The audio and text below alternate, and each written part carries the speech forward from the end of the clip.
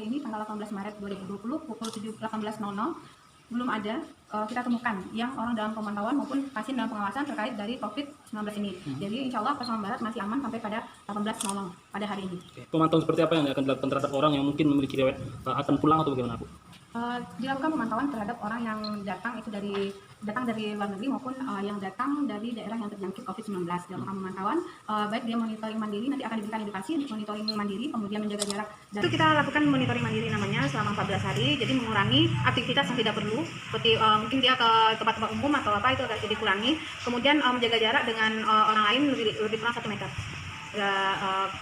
Kita berikan untuk menjaga kesehatan, seperti kalau misalnya cuci tangan, kemudian kalau ada gejala seperti demam itu kan langsung ke fasilitas kesehatan. Tetap dia makan sayur, makan buah, tetap itu untuk meningkatkan kesehatan tetap diupayakan. Bu, jika isolasi. Kalau seandainya positif, jadi misalnya ada yang datang, kalau positif kita masih kita merujuk ke rumah sakit rujukan karena belum ada untuk pemeriksaan. Jadi untuk dinyatakan positif itu pun itu sudah dirujuk ke Padang karena Padang yang bisa untuk melakukan swab tenggorokan untuk pemeriksaan.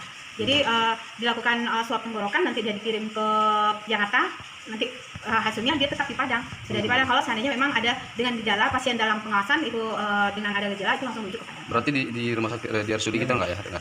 Belum ada. Di M Jamil ya? Di M Jamil kan memang protapnya gitu dengan rujukan. Yang dari ada masyarakat yang datang dari luar, itu kita himbau untuk melaporkan ke puskesmas, fasilitas kesehatan yang terdekat lah. Bu, ciri-cirinya seperti apa, Bu? Ciri? Orang yang terjangkit atau tersebar penyakit ini?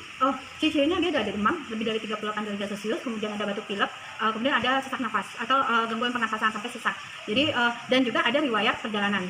Kemudian ada riwayat kontak.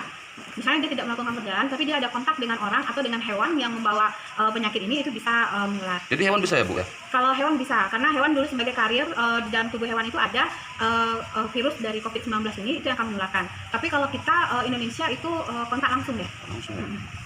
Hewan itu kelelawar, ular, kodok juga bisa, kakak juga bisa. Jadi kalau misalnya ada yang datang dari luar negeri misalnya atau dari daerah yang terjangkit COVID-19 ini, itu memang kita sarankan untuk monitoring mandiri. Jadi dia sendiri yang isolasi sendiri, kemudian dia membatasi aktivitas dengan orang lain, kemudian ada jarak 1 meter, lalu kalau misalnya dia memang ada virus, tolong memakai masker. Bu, untuk alat Jadi kita kalau untuk misalnya seandainya ada pasien itu yang belum ada. Itu sudah jadi apa ya, kita sudah, tapi kita untuk perencanaan sudah dilakukan perencanaan. Jadi nanti kalau memang apa itu akan tapi segera mungkin ya, Bu ya? segera mungkin. Untuk apa, Bu? Untuk tes apa namanya, Bu? Suhu itu ada ya? Suhu kita sudah ada. Itu untuk instansi gimana, Bu? Instansi kebetulan kalau untuk dikembalikan kebijakan nanti itu. Ya, kebijakan posko Satgas Induk, Pak. Iya. Sebagai dari dinas kesehatan menyarankan itu. Kalau kita menyarankan, kita ada protap untuk penerimaan tamu, itu bisa kita nanti sarankan ke Satgas. Satgas ya? Untuk anggaran itu ke manajemen, Pak. Di ambulan itu sendiri, nanti kan kalau misalnya APD kan tetap memakai masker, memakai handscoon, makanya yang kita akan minimalisir untuk penularan. Jadi untuk beberapa hari ini umpamanya sudah ada terjadi, berarti kita nggak siap, Bu ya?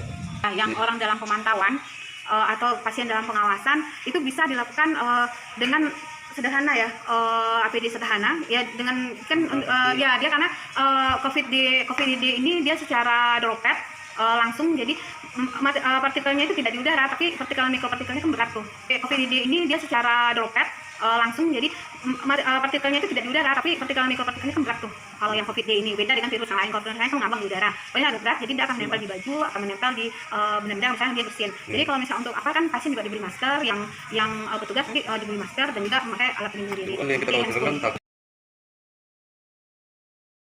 Tetapi yang jelas langkah kita adalah mengedukasi bagaimana perkembangan COVID-19 ini di Kabupaten Pasaman Barat bisa kita eliminir sedemikian rupa, dan mudah-mudahan tidak terjadi, dan karena sampai hari ini belum ada di Pasaman Barat yang suspek terhadap virus COVID-19 ini. Oke, Pak, ini terakhir Bang, terkait pencegahan atau Satgas ini Bang, perang apa sih yang dilakukan, perang hoax atau gimana Bang? Ya, kita di Pasaman Barat melakukan perang terhadap hoax, berita-berita tentang COVID-19 ini yang tidak benar, dan juga kita menghimbau kepada masyarakat untuk selalu mewaspadai setiap informasi yang berkembang di medsos atau di media elektronik lainnya tentang tingkat kebenarannya.